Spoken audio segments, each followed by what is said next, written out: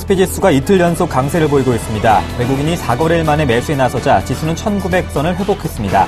시가총액 상위 종목 대다수가 오르고 있는 가운데 삼성전자는 1%대, SK하이닉스는 외국인의 매수로 3% 급등을 나타내고 있습니다. 최은영 한진해운 회장이 한진해운 경영권에서 손을 떼고 삼자 물류 등 일부 사업만 따로 맡기로 했습니다. 금융권과 해운업계에 따르면 한진해운은 지주사인 한진해운홀딩스를 신설법인과 기존 법인으로 인적 분할하고 지분을 교환해 조양호 회장에게 한진해운 경영권을 넘기기로 하고 세부 방안을 협의 중입니다. 국내 1위 포털 서비스 기업 네이버가 작년 4분기 영업이익이 1,543억 원으로 전년 동기보다 2.1% 감소했다고 공시했습니다. 매출액은 6,411억 원으로 전년 동기 대비 27.7% 증가했고 당기 순이익은 전년 동기보다 63.4% 감소한 464억 원을 기록했습니다. 인터파크 INT가 상장 첫날 상한가로 치솟았습니다. 인터파크 INT는 시초가 대비 2,300원 올라 17,700원에 거래되고 있습니다. 시초가는 공모가보다 2배 높은 15,400원에서 결정됐습니다. 안녕하세요. 핫10의 강동석입니다. 뉴욕 증시는 경기 지표가 엇갈리면서 전일의 반등을 이어가지 못했지만 코스피 지수는 어제에 이어서 추가적으로 상승하면서 1900선을 회복했습니다.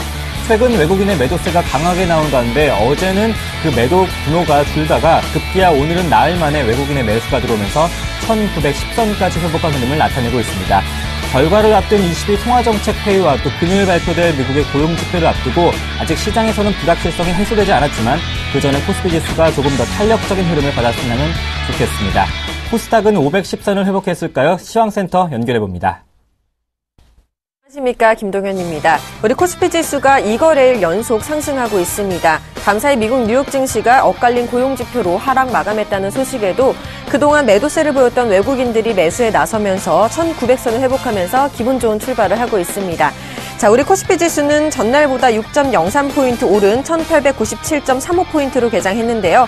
현재 코스피 지수는 1907.55포인트를 기록하고 있습니다. 이어서 코스피 수급도 살펴보겠습니다. 외국인이 4거래일 만에 매수세를 보이고 있죠. 현재 기관과 외국인은 순매수하고 있는 모습인데요. 각각 780억 원, 25억 원가량 매수하고 있고요. 개인만 721억 원가량 매도하면서 차익 실현하고 있는 모습입니다. 네, 이어서 코스닥 시황도 살펴보겠습니다. 우리 코스닥 지수는 4거래일 만에 반등하는 모습입니다. 역시 외국인들이 순매수세를 보이는 것이 시장이 상승 출발하는 모멘텀으로 작용하고 있는데요. 자세한 수급 잠시 후에 살펴보도록 하고 지수부터 함께 보시겠습니다. 우리 코스닥 지수는 전거래일보다 1.9포인트 오른 507.52포인트로 개장했는데요. 현재 코스닥 지수는 509.32포인트를 기록하고 있습니다. 이어서 코스닥 수급도 함께 보시죠. 외국인이 일단 강한 순매수를 보이는 것이 오늘 지수 상승의 수급적인 모멘텀이 되고 있는데 전일은 기관이 시장의 하락을 주도했고 오늘은 외국인들의 매수세로 시장의 상승세를 이끄는 모습입니다. 외국인은 57억 원가량 매수하고 있고요. 개인과 기관은 각각 6억 원, 37억 원가량 매도하고 있습니다. 자, 마지막으로 외환시장 상황 살펴보겠습니다. 미국의 경제지표 부진으로 달러화가 약세를 보이면서 원달러 환율이 하락 출발했습니다. 자, 서울 외환시장에서 환율은 90전 내린 1077원에 개장한 뒤 하락폭을 다소 넓혀가는 모습인데요. 현재 1075원 40전을 기록 중입니다. 밤사이 발표된 미국 고용분석 업체의 민간부문 고용지표가 시장의 예상을 밑돈 것이 달러 약세에 힘을 싣고 있기 때문으로 풀이되는데요. 자, 지금까지 10시 구간 상황이었습니다.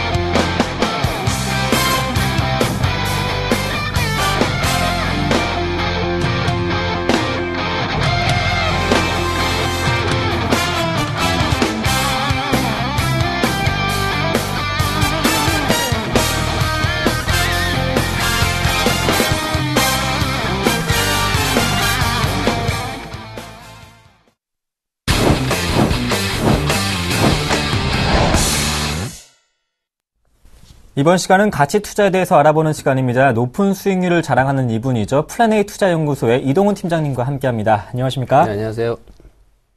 네, 먼저 이동훈 팀장님의 수익률 포트폴리오 확인해 보겠습니다. 네, 이동훈 팀장님의 포트폴리오 현금 비중은 20%입니다. 블루콤과 한스바이오메드, 위닉스가 각각 20%, LOT백품과 상신 EDP가 10%씩 담겨 있습니다. 수익률이 무려 블루콤이 30%를 달성을 했습니다. 한스바이오메드가 15%가 넘는 수익률을 자랑하고 있고, 반면에 LOT백품과 위닉스는 한 10%대, 12%대 손실 구간으로 있습니다. 상신 EDP는 매수가 근처에서 움직이고 있습니다. 정말 높은 수익률입니다. 블루콤 30% 수익률인데요. 먼저 4분기 실적이 가장 좋았죠? 네. 4분기 실적이 너무 깜짝 놀랄 만한 실적이 나와가지고, 저도 너무 놀랍습니다. 네. 이 정도 잘 나올지는 사실 상상 못 했고요. 우선 간단하게 실적 잠시 말씀 좀 드리겠습니다. 우선 매출액은 전년 동기 대비 거의 100% 가까이 성장했고, 네. 영업이익 200%. 와. 예. 그리고 순이익은 무려 300% 넘게 성장을 했고요. 이렇게 좋은 실적이 나올 수 있었을지 아무도 아마 시장에서 아마 예측을 못했습니다. 그래서 실적 발표를 하고 나서도 하고 나서 오히려 당일날 한 5% 정도 상승하는 그런 모습이 있었는데요.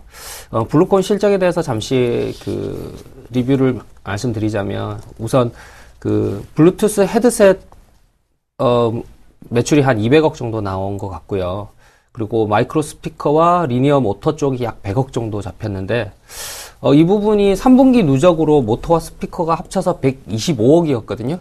근데 사큐에만 100억이 나온 거죠. 어마어마한 매출이 나왔죠. 네. 여기서 아마 실적이 점프할 수 있었던 그런 부분인 것 같고요.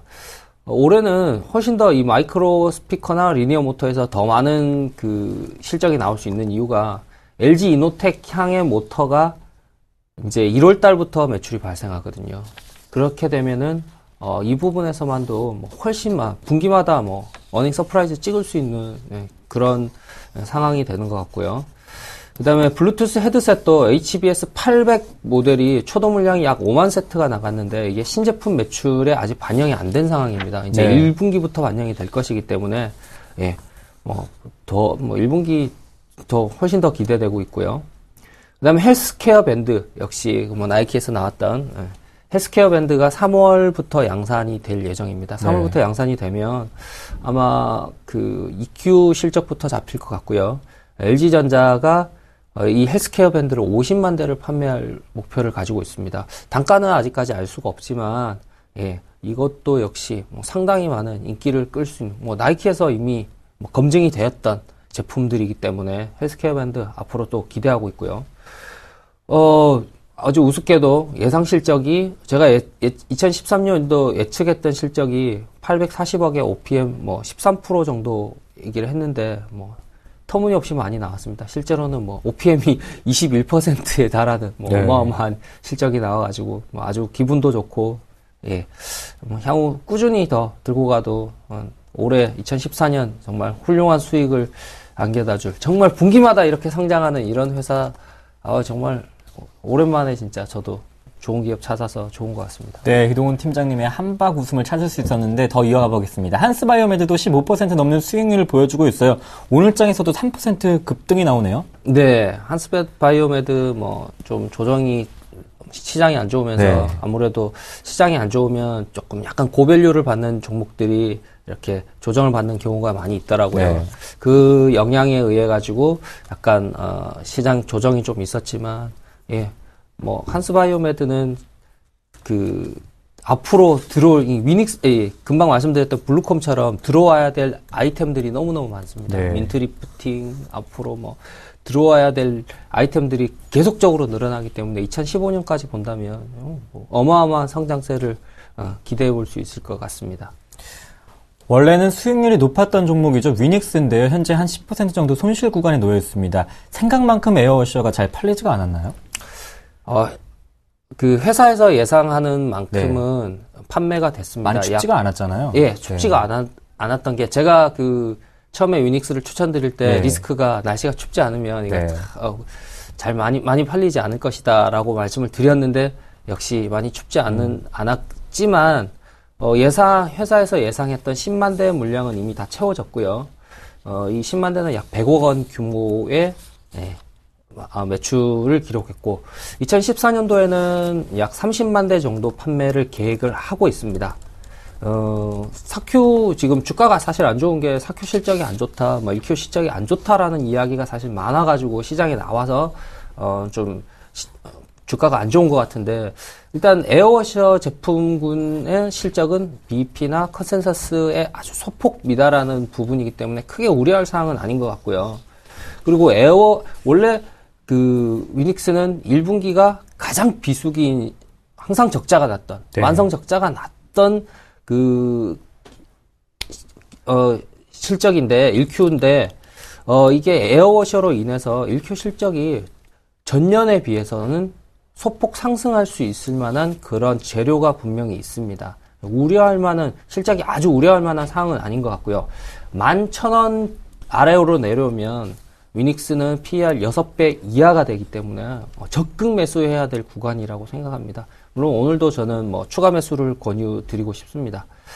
그리고 제습기에 대해서 또 좀 말씀을 드리면 2013년도에 약 제습기에서만 1,200억 원 정도의 매출이 발생했는데 보급률은 제습기 전체 한국 전체 보급률은 12.4% 정도 보급률을 보이고 있고 그리고 MS는 약 50% 어마어마한 수준이죠. 50% 정도의 저희가 점유율을 하고 있고 2014년도에는 약 2배 이상 성장해서 한 2천억 정도의 매출 목표를 하고 있습니다. 그리고 또 하나 주목해야 될 것이 중국향 공기청정기 OEM이 아주 순조롭게 판매되고 있습니다. 그리고 요즘 미세먼지 때문에 아주 말들이 많은데요. 그리고 황사 등등 일어나게 되면은 추가적으로 물량 수주 받을 수 있는 가능성이 아주 많이 있습니다.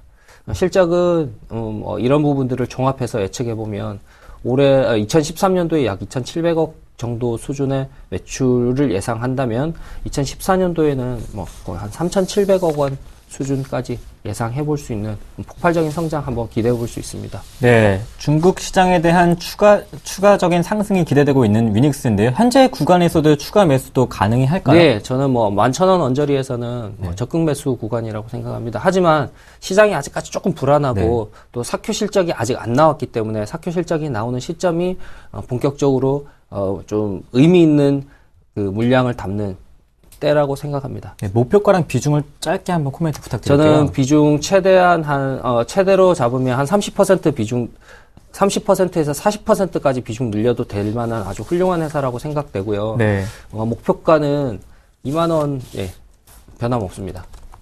네. 25,000원이나 말씀해 주셨었는데 다시 2만원으로 말씀해 주셨습니다. 2만원에서 25,000원 사이. 네. 목표가 위닉스 2만원에서 25,000원까지로 목표가 설정해 주셨습니다.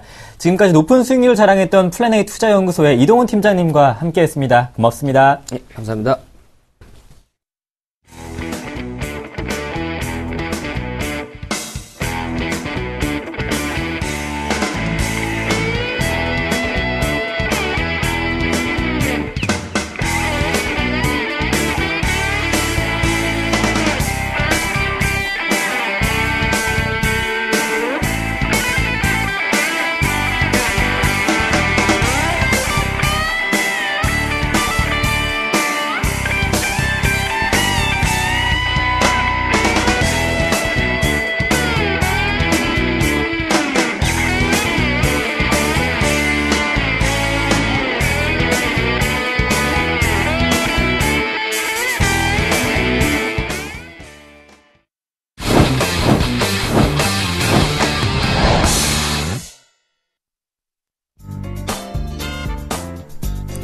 안녕하십니까. 10시 20분에 찾아오는 나무노 멘토입니다.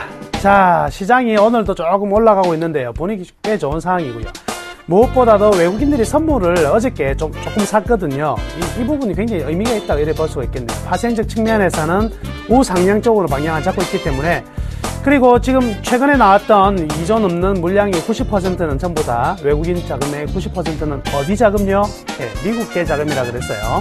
미국계 자금은 중장기적 관점으로 원래 투자하는 부분이거든요. 그래서 단기적으로 빠져나가는 부분들은요, 거의 우리 안 하셔도 된다고 말씀해드렸죠. 2013년 1월 1일에 지분하고 현재의 지분은요, 거의 동일한 선상이기 때문에 외국인들 추가적으로 이 중장기적 측면에서의 투자되는 부분이 나올 가능성은 별로 크지 않다. 따라서 외국인들 매도 규모는 앞으로 더 강해질 가능성이 별로 없거든요. 오늘 같은 경우에도 소폭 이제 순매수로 들어오고 있는 상황이다, 이렇게 봐야 되겠네요. 자, 오늘은요, 어떤 주제를 가지고 나왔냐면 실적 시즌이 이미 이제 후반전에 들어갔어요. 후반전에도 야구로 따져보면 한 6회 정도 되나요? 그 정도 될 것 같은데요. 일단 관전 포인트, 중요한 핵심적인 몇 가지들을 꼭 짚어볼 부분이 있어서 가지고 나왔습니다. 자, 나무는 Y 오늘 실적 시즌 후반전 관전 포인트. 자, 제일 먼저 중요한 부분은요, 반환점을 지난 실적 시즌이고, 실적 시즌 들어와가지고요, 계속적으로 이거 뭐 충격이 없을 수가 없습니다. 연이은 어닝 쇼크가 발생하고 있는데, 대부분의 경우가 이제 4분기 실적 같은 경우에는요, 이 비용들을 다 때려 넣어가지고 안 좋게 나타나고 있는 부분이죠. 그래서 불안감이 계속 증가되고 있는데, 대형주 같은 경우에는요, 조금 이 실적 충격만 있는 건 아니에요. 시장 충격이 굉장히 크게 작용하고 있습니다. 그래서 실적 충격과 시장 충격, 대외적 변수에 의해서 같이 동반적으로 나오다 보니까 굉장히 급락한 종목들이 많다, 이렇게 볼 수가 있겠네요. 자, 중소기업 코스닥 기업의 같은 경우에는요, 오히려 이 시장 충격에서 좀 벗어나 있었던 부분이 존재를 했고요. 또 이 실적하고 주가가 괴리가 좀 많이 발생해 있는 부분입니다. 왜 그러냐면, 대형주 같은 경우에는 일단 기관들이나 여러 이제 전문가들이 분석을 해서 이 정도 실적이 될 것이다, 그렇게 봐가지고 주가가 사전적으로 좀 일정 부분 반영이 되거든요. 그러니까 실적이 안 좋게 나올 때까지 주가가 어떻게 되냐면 쭉 떨어진단 말이죠. 근데 중소형주 같은 경우에는 분석하는 사람 별로 없습니다. 그렇죠? 중소형주라든 코스닥 종목 같은 경우 분석하는 사람 별로 없으니까 거의 그냥 주가는요, 몇몇 선도 투자자에 의해서만 주가가 움직여가는 이런 상황이 대부분이고, 테마 타고 뭐 타고 이러다 보니까 어떤 결과가 나타나냐면 실적의 전망치와 주가가 서로 상반된 어떤 흐름이 나타날 가능성이 굉장히 많거든요. 지금 현재도 그런 종목들이 굉장히 많다, 이렇게 생각을 하셔야 됩니다. 자, 그러면 핵심 부분이 뭐냐면, 역시 주가가 지금 사전에 실적이 좋게 나오고 지금 좋게 나왔느냐 안 좋게 나오느냐가 중요한 부분이 아니라 사전에 주가가 어느 정도 반영이 되었냐가 중요해요. 그래서 실적이 오히려 굉장히 안 좋게 나온 종목들이, 뭐 어저께 같은 경우는 SK이노베이션 엄청나게 안 좋게 나왔잖아요. 올라가고, 그리고 지난주 같은 경우에는 뭐 대우건설 같은 경우는 엄청나게 또 올라가고, 이런 현상이 나타난다는 거죠. 그래서 주가가 선반영되어 있느냐 아니면 반영되어 있지 않느냐가 가장 중요한 핵심 포인트다, 이렇게 볼 수가 있겠네요. 자, 그리고요, 요거 좀 조심하셔야 됩니다. 실적 좀 안 좋은 종목들이요, 이 도둑공시를 해요. 나쁜 놈들이야. 도둑공시가 뭐냐면, 일반적으로 요즘에는 장 마감 후에 공시하는 거는 뭐 다 양반입니다. 그 정도면 괜찮아요. 근데 언제 하냐면, 금요일 날 오후 3시에요. 금요일 날 오후 한 5시 정도에 한다는 거죠. 아무도 안 볼 때 실적을 팡 내버립니다. 그러니까 주말 지나고 나면 휘청, 월요일 나오면 빵 떨어져 출발하는 경우 굉장히 많거든요. 이런 도둑공시의 가능성들은 충분히 많이 나타날 수밖에 없어요. 그리고 역시 내일 같은 경우에도 그런 부분이 나타날 가능성이 많겠네요. 특히나 실적 안 좋은 종목들이 도둑공시를 많이 하니까 여기에 대해서는 좀 주의를 하셔야 된다, 이렇게 말씀해 드릴게요. 자, 이제 하나 제일 코스닥 측면에서 제일 우려되는 부분이 하나가 있는데요, 바로 이거예요. 삼성그룹의 IT주들이 실적이 전부 다 안 좋게 나왔잖아요. 그럼 삼성 쪽의 매출이나 이익 쪽이 많이 포함된 이 IT 부품주들은요, 이번 실적이 과연 좋게 나올 수가 있을까요? 쉽지가 않을 거라는 거죠. 그렇기 때문에 이 코스닥 기업들의 최근 삼성이 투자로 인해 가지고, 삼성이 새로운 신규 투자로 인해 가지고 주가가 많이 올라간 종목들 같은 경우에 이 4분기 실적이요, 굉장히 중요합니다. 여기 4분기 실적이 좀 안 좋게 나온다면 내년 1분기 같은 경우에도 삼성이 투자는 했다고 하지만 실질적으로 이익이 얼마만큼 많이 늘어날지는 장담을 할 수가 없거든요. 그렇죠? 그렇기 때문에 이 코스닥 IT군, 삼성 매출이 높은, 삼성 측 이익이 높은 종목들의 어닝 쇼크가 나타날 가능성이 굉장히 높으니까 관심 있게 보셔야 돼요. 사실은 일정 부분 이 실적이 안 좋게 나온다면 과감히 비중을 줄이시는 전략이 더 좋을 수가 있다, 이렇게 말씀해 드릴게요. 자, 그러면 이제 향후 이제 전망을 좀 봐야 될 것 같은데요. 첫 번째는 일단 지금 오늘 내일 같은 경우에 몰려 있는 게 이 금융지주사들의 실적 발표가 몰려 있습니다. 4분기 실적요, 좋을 수는 없어요. 안 좋은 부분인데, 연간으로 보면은요, 12년보다는 13년이 좀 나아요. 여기에 대한 부분, 그리고 주가가 사전적으로 굉장히 횡보 국면에서 지금 최근에 떨어진 이런 모습을 보이고 있는 게 또 금융주잖아요. 그렇기 때문에 금융주가 오히려 실적 발표하고 이후에 어느 정도 자산적 재평가에 의해서 부각될 가능성이 있네요. 그래서 금융주에 대한 관심 충분히 필요할 것 같고요.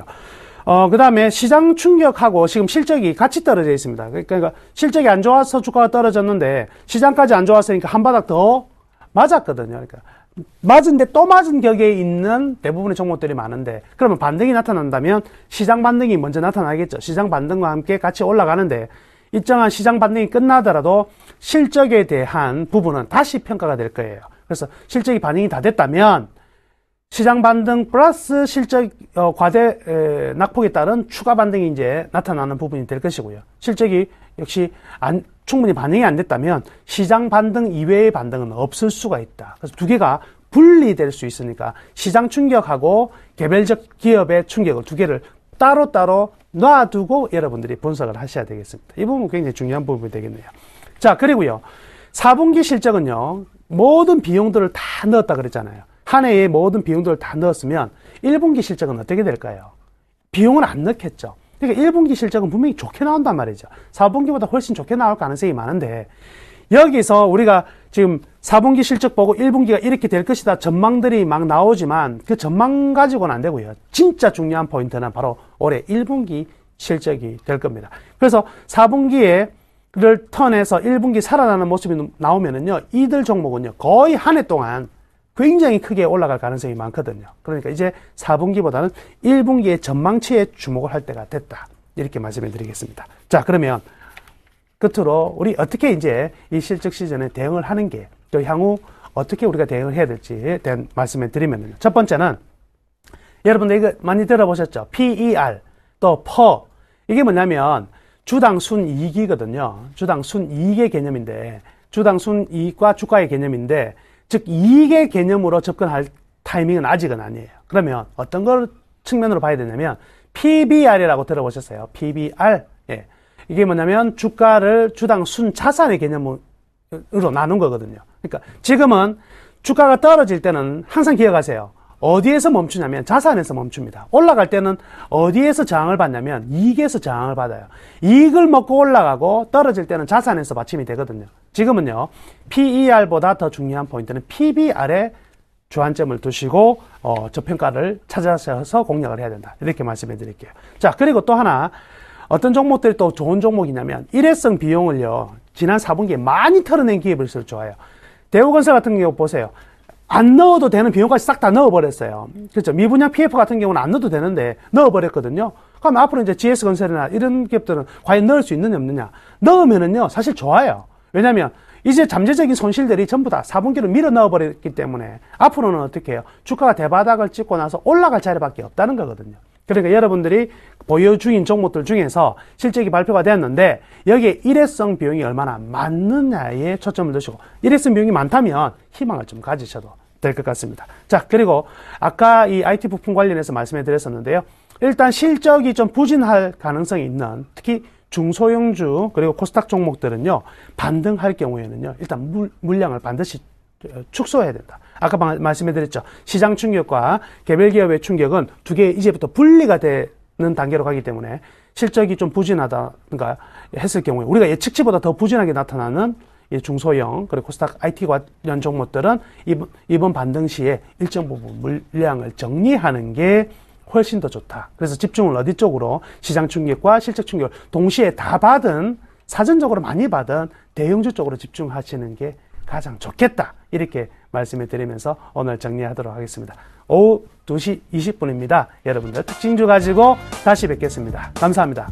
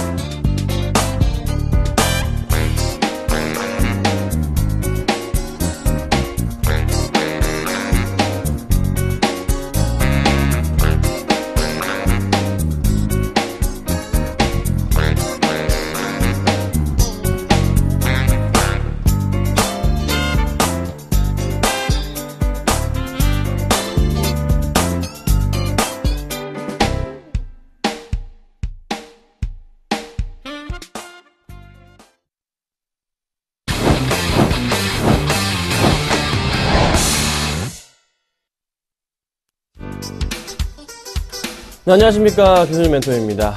오늘은 제가 조금 특집을 하나 준비했습니다. 자, 어제 벽산건설이 거래 정지가 됐죠. 상장 폐지에 관한 얘기를 조금 많이 드려볼까 합니다. 종목들도 가지고 나왔어요. 이 종목들 조심해야 된다라고 저는 가지고 나왔습니다. 제가 의료독감 그렇게 잔소리 했는데 어떻게 되고 있죠? 죽었습니다. 그렇죠? 그냥 땅바닥을 깁니다. 조류독감 관련주들 중에서도 상패 위험 종목들이 있습니다. 좀 이따가 말씀을 다 드릴 테니까 방송 끝까지 보시고서 혹시 내 종목 있나 잘 들어보시면 될 것 같아요. 자, 그 전에요. 먼저 하나 알리고 갈게요. 지금부터 제가 중간중간에 상담을 좀 해드릴 거예요. 네, 종목 상담 해드릴 겁니다. 013-3366-0110번으로 문자를 주세요. 자, 지금부터 보내주시면요. 제가 상담을 다 해드릴 테니까요. 걱정 마시고 네, 한 분 한 분 적어주시면 됩니다. 종목은요, 하나씩만 부탁드릴게요. 너무 많이 보내주시면요, 못 해드립니다. 다른 분도 계시니까요, 하나씩만 부탁드리겠습니다. 013-3366-0110번입니다. 자, 참고하시고요. 바로 조금 얘기를 해볼까요? 오늘 제가 준비한 건 바로 이겁니다. 살펴볼게요. 벽산건설 얘기를 가지고 나왔고요. 두 번째는요, 상장 폐지 위험군 종목을 가지고 나왔습니다. 네, 세 번째는요, SK하이닉스 오늘 지금 현재 4% 급등하고 있는데 얘기를 드려볼까 합니다.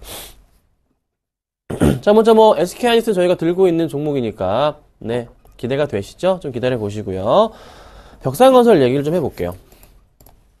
어제 오후 2시 네, 몇 시? 2시 49분경인가요?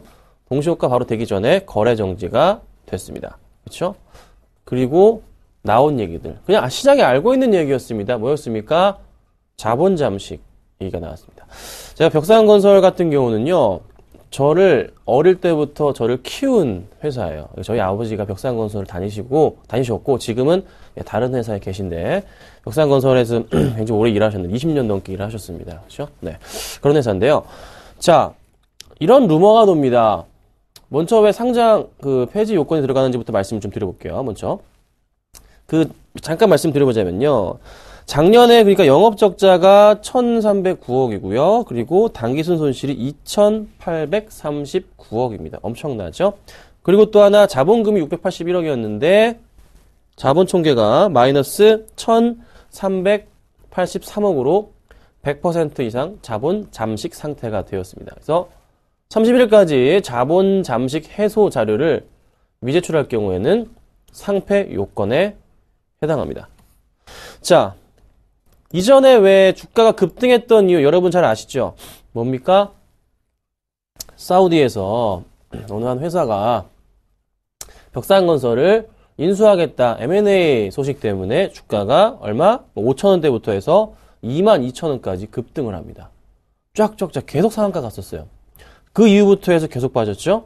자, 그런데 12월부터 해서는 이제 빠지고 난부터 상장 폐지 위험하다. 그쪽에서 포기하고서 계약금 그냥 다 버렸잖아요. 포기하고서 갔잖아요. 위험하다라는 결론. 여러 가지 뉴스가 나왔잖아요. 자, 근데 제가 좀 이제 저희 아버지도 이제 다녀셨고 주변에 이제 그런 측근들이 많다 보니까 이런 루머가 돈다고 합니다. 루머입니다. 단순히 루머입니다. 네, 음모론에 대한 얘기를 드릴까 합니다. 루머예요. 그냥 참고 삼아 들으세요. 사우디 쪽의 회사가 페이퍼 컴퍼니였다라는 말이 있습니다. 세력 얘기하는 겁니다. 그리고 계약금 넣고 한국까지 방문했었죠. 그러고 나서 이제 M&A 하겠다라고서 계속 퍼뜨려가지고 또 뉴스로 나왔고 해서 주가를 끌어올립니다. 자, 그리고 고점에서 2만원대 부분에서 쫙 털고 나간 이후에 계약금 넣은 거 갚아주고요. 그리고 나서 나머지 쓱 먹고 입 닦았단 말이 있습니다. 루머입니다. 말은 있는데 지금 벽산건설 사장단들 다 조사를 좀 해볼 생각인 것 같아요. 금감원에서요. 어떻게 조사가 나올지 모르겠습니다만 일단은 그거 들어간 돈 찾을 수 있을까요? 못 찾습니다. 자, 이미 회사가 안 좋은 거 저희 아버지는 어떻게 퇴직금을 받고 나오셨습니다. 작년에요. 그때부터 2013년 초부터 퇴직금을 못 받아가지고 소송이 주류였던 회사가 바로 벽산건설입니다. 그런데 지금 쌓여 있는 거죠. 그게 아직도 못 받고 계신 분들이 굉장히 많습니다. 그렇죠? 상패 수순으로 갈 가능성 굉장히 높다라고 말씀을 드릴 수 있을 것 같아요. 불가능합니다, 소생이. 그래서 최근 들어서 뭐 또 1월 달부터 갑자기 또 2배 이상 올랐잖아요. 네. 그때 또 어디선가 장난을 친 것 같은데 다 물린 것 같죠? 다 끝나버렸네요. 이제 주가 흐름은 네, 어떻게 될까요? 상패 결정이 난 이후부터 해서 100원 아래로 떨어지겠죠? 이런 말씀 잘 안 드리는데요. 마음의 준비를 조금 바로 하셔야 되지 않을까 싶습니다. 제가 좋은 소식은 아니기 때문에 조금 말씀을 좀 드리고 있습니다. 아셨죠? 자, 그러면 벽산건설 말고 또 뭐가 있나요? 쌍용건설도 같은 급입니다. 쌍용건설도 네, 조만간에 같은 수준을 밟지 않을까라고 판단되는 부분이 있다는 거 참고하시면 돼요. 자, 그 다음 상장 폐지 가능성 높은 종목군 말씀을 드릴 건데요. 지금 가지고 계신 종목들 있죠? 내 거 상장 폐지 되는 거 아니야? 궁금하신 분들 문자를 주세요. 013-3366-0110번입니다. 궁금하신 문자 주세요. 지금 봐드리겠습니다. 자, 두 번째는요, 제가 여러 가지 종목을 갖고 나왔습니다. STX 조선해양 얘기부터 시작을 해볼까요? 동양그룹주부터 또 그 다음 얘기 드려보고. 자, STX 조선해양, 자, 채권단에서 지원이 들어간다고 합니다. 그쵸? 그런데 그 지원 금액이 턱없이 좀 부족할 것 같아요. 자, 3분기 말 기준으로 해서, 2013년 3분기 말 기준으로 해서 자본 총계가 마이너스 1조 2091억 원. 4분기 때도 늘어날 수 있고요. 채권단에서 자금을 막 퍼줘도 갖다 부어도 안 되는 거예요. 결국 상장 폐지 거의 가능성이 높다고 지금 결론이 나고 있어요. 역시나 이 종목도 네, 더 이상 기대하지 마세요. 마음에 준비하시고요. 동양그룹주, 뭐 동양시멘트, 동양네트워크스 등이 있는데 20일까지 이게 임원들 횡령배임 혐의가 있었잖아요, 저번에. 네. 자본금 대비 30% 이상 넘어가면은 상장 폐지 요건이 들어갑니다. 자, 그런데 그 이상 되는 종목이 많아요. 좀 기다려 봐야겠지만, 세계, 동양, 네트워크, 동양시멘트 등등해서 세 종목 중에, 동양시멘트는 조금 위험하지 않나라는 생각이 듭니다. 보시죠. 네, 동양시멘트 보시죠. 옆에 나오시죠? 동양시멘트는 조금 위험하지 않나라는 좀 판단이 들기 때문에, 참고하시면 되고, 당분간의 흐름에서 결정 나 봐도요, 조금은 주의를 해야 될 것 같아요. 그래서요, 동양 관련주들도 역시나 한 3개 중에 2종목 정도는 위험한데 좀 기다려보세요. 하지만 결정이 나게 되면 또 이제 회사 쪽에서 소송을 오고 해서 3개월 길어지고 막 연장이 될 거예요. 하지만 역시나 마찬가지로 큰 기대는 하지 마시라고 말씀을 좀 드려보겠습니다. 자, 그 다음은요, 작은 종목군으로 갈게요. 자, 코스닥 쪽에서 보겠습니다. 자, 코스닥 기업 중 2010년부터요, 우리나라 시장에서요, 상장 폐지로 인해서 3조 6천억 이상이 시총이 증발했습니다. 엄청나죠? 올 초에 또 엄청나게 증발을 합니다. 자, 사업보고서 미제출, 감사인의 의견 거절, 자본 잠식 등 줄줄이 이어지고 있습니다. 지금 또 이어지고 있는 게 가장 걱정인 게 코스닥은요, 5년 연속 영업 내 손실이 나오면 상장 폐지 요건에 해당합니다. 자, 그런데요, 4년째 영업 손실이었던 종목들, 그러니까 2012년까지, 2013년까지 또 영업 손실이 나게 될 경우 상장 폐지 요건에 해당하는 종목들을 제가 말씀을 먼저 좀 드려보겠습니다. 이 종목들입니다. 보이시죠? 네, DVS와 프리젠과 엠텍비전 등이 있습니다. 옆에서 나오고 있는데요. 자, DVS는 지금 거래 중입니다. 그리고 프리젠과 엠텍비전은 거래 정지 중인데, 자, DVS가 지금 거래 중이니까요. 좀 차트를 보면서 같이 좀 보겠습니다. 자, 주가를 끌어올립니다. 500원부터 해서 쭉쭉쭉 끌어올려요. 자, 아까 제가 말씀드렸던 재무제표를 좀 같이 볼게요. 여기 보이시면요, 영업이익입니다. 네, 분기로 있네요. 잠시만요. 제가, 아니구나. 맞네요. 볼게요. 영업이익 보니까 적자, 네. 그리고 2009년도에도 적자예요. 그리고 2013년도 이번에 또 적자 나오면은 상장 폐지 요건이죠. 27억 이상, 그러니까 28억 정도 4분기 때 순이익이 나야 돼요. 28억 정도가. 분기당 얼마씩 벌었는지 볼까요? 영업이익 볼게요. 분기입니다. 2012년 12월 마이너스 25억, 3월 1분기 12억 적자, 6억, 9억 적자, 9월 5억 적자 3분기. 4분기 때 좀 준다고 하는데 이 회사가 과연 매출액 자체가 10억이 안 넘어가는 회사인데 네? 27억, 26억, 28억인가요? 28억 이상 영업이익을 거둘 수 있을까요? 순이익을? 갖겠습니까? 되겠습니까?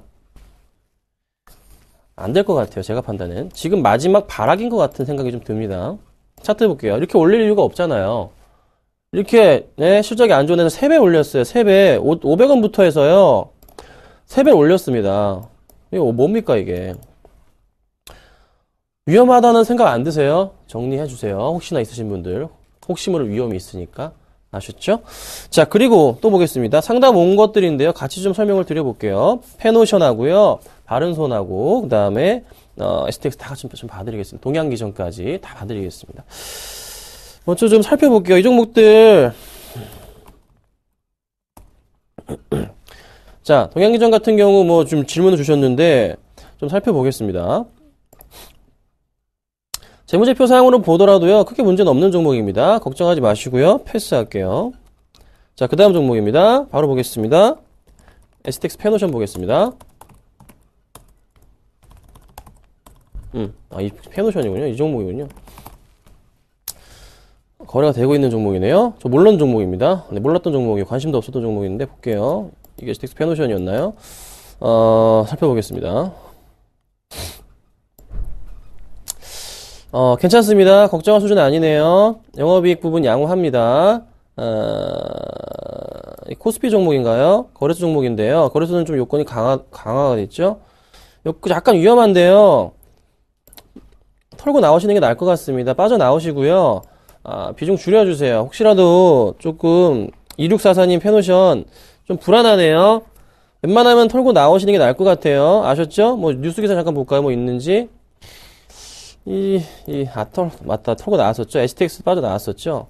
계열사 아니라고 해도 약간 조금은, 네, STX에서 빠져나왔어요. 나오긴 했는데, 아니라고 해도 약간 조금 흐름으로 볼 때는 다시 실적 부분에 있어서 위험도가 있기 때문에 당장에 조금 상승 쪽은 불가능할 것 같아요.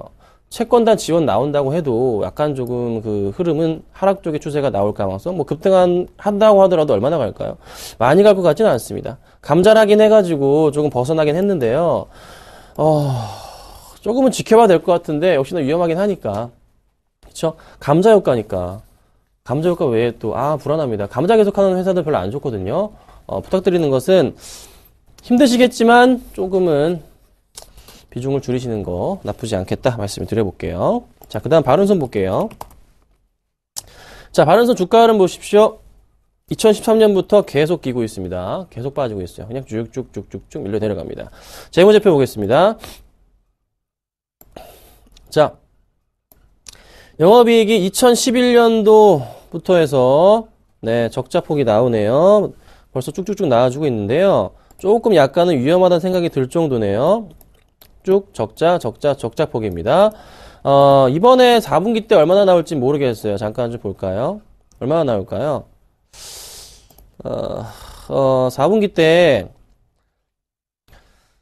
실적이 좀 나온다고 하더라도요, 이게 작년치를 넘어갈 수는 없을 것 같아요. 제가 2019년도부터는 제가 확인이 지금 안 되는 상황이기 때문에, 바른손 같은 경우는 조금 더 확인을 해봐야 되겠지만, 이번이 한 3번째 정도가 될 것으로 판단이 돼요. 네, 그 전에 워낙에 적자폭이 작은 거 보니까. 그래서, 이 종목은 크게 걱정할 수준은 아닌 것 같습니다. 하지만, 실적에 좀 개선사항이 보이긴 한데, 좀 더 지켜봐야 될 건 수준은 확인이 되는 것 같아요. 적자폭이 줄긴 해요. 조금 더 확인은 필요한데, 지금 당장의 매력도 자체는 마음에 안 드네요. 아셨죠? 근데 나쁘진 않겠다. 상장 폐지 가능성은 거의 없어 보입니다. 아셨죠? 네, 그리고 제가 가지고 나온 종목도 말씀을 좀 드려볼게요. 문자 보내주시면 계속 봐드리겠습니다. 종목들 빨리빨리 봐드릴게요. 자, 보니까요, 4년 연속 손실이 난 회사들이 있어요. 그러니까, 올해까지 해서 4년 연속 될 가능성이 높은 회사들. 그러니까 2014년도에 한 번 더 적자가 나면은 상장 폐지 요건에 해당하는 종목들 말씀을 드리겠습니다. 읊어드릴게요. 와이즈파워. 파루, 유닛은 네, P&L, 엘컴텍, PSNG입니다. 자, 이 종목들이요. 올해도 영업 손실 나게 되면은 상장 폐지 요건에 해당합니다. 굉장히 조금 위험한 종목입니다. 제가 파루 얘기를 계속 드렸잖아요. 파루. 자, 파루 보세요. 오늘 12% 빠져요. 정말 제가 주머니에 손 넣는 이유 아시겠죠? 답답해서 그랬습니다. 죄송합니다. 자, 이거 어떻게 해야 됩니까? 제가 그렇게 정리하라고 말씀드렸던 종목인데 정리 안 하신 분들 제가 속상해서 좀 그랬어요. 자, 재무제표 볼게요. 보시면요. 2010년 적자, 이때부터 적자예요. 2011년 적자, 2012년 적자, 2013년까지 적자가 될 가능성 높다고 합니다. 그리고 올해까지 또 적자가 나와버리면요. 그때는 어떻게 되지, 종목? 아웃입니다. 아웃. 매년 근데 해먹어요, 얘가. 언제 해먹냐면요. 제가 진짜 여러 번 말씀드렸잖아요. 이때마다 해먹는다 말씀드렸잖아요. 언제? 이때를 제외하고서는 대부분 1월달에 해먹는다고. 이게 1월달에, 이때 1월달이에요. 조류독감 설 전에 한번 해먹고 빠지고요. 그쵸? 또 보여드리는 거예요, 제가. 2011년도 가도, 이때는 조류독감 얘기 없었어요. 2012년도로 갈게요. 가도, 네, 많이 안 오른 것 같지만 그래도 좀 올랐습니다. 설 전에 해먹고 빠져 나왔고요. 작년에 지대로 해먹었어. 2013년도에. 주봉입니다, 이거. 일봉 아니에요. 쭉 올렸다 빠트립니다. 이게 2배예요, 2배. 2배입니다. 이런 식으로. 설 이후에 다 밀려요. 그리고 이번에 어떻게 됐죠? 주봉이죠. 일봉으로도 보여드릴까요? 정말 아슬아슬하게. 설 전에 제가 설 팔아야 된다고 제가 언제부터 얘기 드렸냐면요. 이때부터 계속 팔라 그랬어요. 이때부터 계속 제가 팔아라 제발 좀 팔아라고 진짜 제가 소리까지 질렀습니다. 자, 이때부터 뭐 말씀드렸습니까? 제가 1월 말에 30% 정리해라. 수익 난 거 정리해라. 그때 그리고 나서 1월 말 됐을 때 이때부터 뭐 얘기 드렸죠? 다 팔아라. 팔아라. 그냥 다 팔아라. 계속 말씀드렸잖아요. 네, 제 덕 보신 분들은 감사하게 좀 생각하시고, 네, 우리 서울경제 쪽으로 맛있는 뭐 과일 같은 것도 보내주시면, 네, 감사하겠습니다. 농담입니다. 자, 그리고 이제 다른 종목 볼게요. 지금 문자가 들어온 건데요. 일양약품 좀 보겠습니다.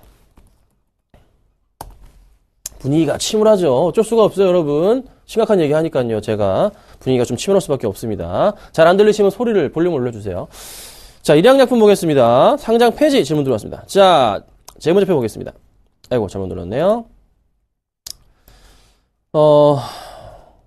걱정이 너무 많으신 것 같아요. 네. 상장 폐지라니요. 제가 헛웃음이 납니다. 허헛합니다. 굉장히 허헛하네요. 이거 헛헛하네요. 네, 걱정하지 마세요. 괜찮습니다. 너무 쪼셔서요. 괜찮아요. 네. 걱정하지 마시고 가져가시고요. 다시 바닥을 확인하는 중이에요. 그쵸? 네, 걱정하지 마시고요. 다시 반등 줄 것 같습니다. 수급 볼게요. 종목 상담을 해드릴게요. 네, 상담해드릴게요. 자, 기관들 수급 잘 들어옵니다. 잘 들어오고 있어요. 이유가 뭡니까? 바닥 확인 계기란 소리죠. 자, 뭐 뉴스 기사 잠깐 볼까요? 실적에 대한 이슈들이 있는가? 잠깐 살펴보겠습니다. 실적이라고 한번 검색을 해볼까요? 독감 백신 경쟁 심화 이런 뉴스들이 나오고 좋은 뉴스는 안 나오네요. 하지만은 뭐 작년 뉴스 초부 뉴스밖에 안 보이네, 실적 얘기로는. 그러면은 다시 수급과 그 실적을 살펴보자면 많이 줄긴 해요. 그렇지만 상장 폐지에 들 정도로 그렇게 실적이 심하게 막 그렇게 빠그라진 종목은 아니거든요. 너무 걱정하지 마시고요. 바닥은 확인되고 있습니다. 서서히 기관들이 들어오는 걸 보니까. 그래서 조금 기다려 보겠습니다. 너무 걱정할 필요는 없겠다, 이렇게 말씀드릴게요. 디지텍 시스템 볼게요. 자, 이 종목이요. 제가 1년 전에 추천드렸던 종목입니다. 요때 추천드렸던 종목이에요. 네. 그리고 나서 이제 손절 때 추천하고 나서 빠지고 나서 네, 손절가 이탈해가 정리가 됐던 종목인데, 디지텍 시스템이, 그러니까 이게 있어요. 삼성전자 계열사는 LG 그 계열사가 아니라 그 밑에 하청업체들은 항상 LG와 삼성이, 네, 물량을 줘야지만, 그 수주를 줘야지만, 주세요, 이렇게 줘야지만, 주세요 있잖아요. 줘야지만 먹고 살잖아요. 그 밴드라 그러잖아요. 이게 빠진 거죠. 그러니까 수주가 안 들어오는 겁니다. 이랬던 수주량이 요렇게 줄고, 이렇게 줄어서 살려주세요, 주세요 했는데 안 줘요. 그렇죠? 주가 흐름이 그래서 이렇게 가는 거거든요. 좀 바닥에서 좀 누가 받는 것 같긴 한데 재무제표 좀 살펴볼게요. 자, 재무제표로 보면요, 아무런 문제는 안 됩니다. 네, 뭐 자본 잠식도 없고요. 깔끔한 그런 재무제표인데 대신 실적이 계속 줄어드는 게 약간 조금 눈에 보이지만 막 그렇게 심각한 상황은 아니에요. 지금 바닥에 대한 확인은 필요한데 상패 가능성은 네, 좀 시간이 걸리면 가능할 수도 있겠지만 지금 당장은 아니라는 판단입니다. 얼마에 사신지 모르겠어요. 얼마에 사신지 모르겠는데요. 그렇게 좋은 종목은 좀 아니에요. 그래서 밴드 탈락이기 때문에 좀 회복되는데 시간이 걸릴 겁니다. 하지만 상패는 아닙니다. 그래서 조금 기다려 보시고요. 계속적으로 이게 밴드 탈락하게 되면은 상패 가능성은 있겠죠. 하지만 지금은 조금 더 지켜봐도 되겠다라는 제가 의견을 좀 드려볼게요. 자, 그리고 오늘 AS를 조금 바로 하도록 하겠습니다. 자, 한국전력이 목표가 달성했습니다. 볼게요. 자, 한국전력이요, 오늘 고가 기준으로 해서 3% 이상 목표가 달성을 했습니다. 네, 수익 실현을 하셨겠죠? 축하드린다 말씀을 좀 드려볼게요. 하지만 좀 더 갈 수도 있으니까 보유 가능하다는 의견까지 같이 드려보겠습니다. 지금 정리하시면 2% 이상 수익 중입니다. 자, 바로 추천주 가겠습니다. 나머지 종목은 보유하시면 됩니다. 자, 오늘 제가 가지고 나온 종목은요, 롯데케미칼입니다.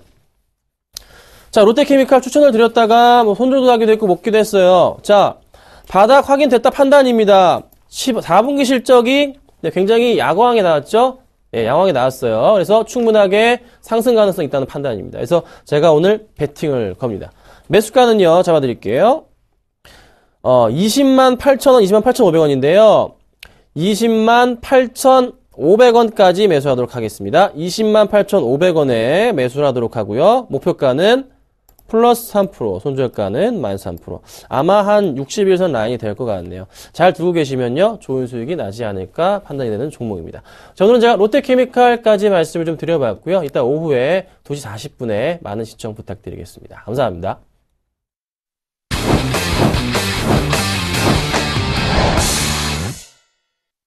네, 2월 6일 핫텐이었습니다. 저는 금요일에 뵙겠습니다. 고맙습니다.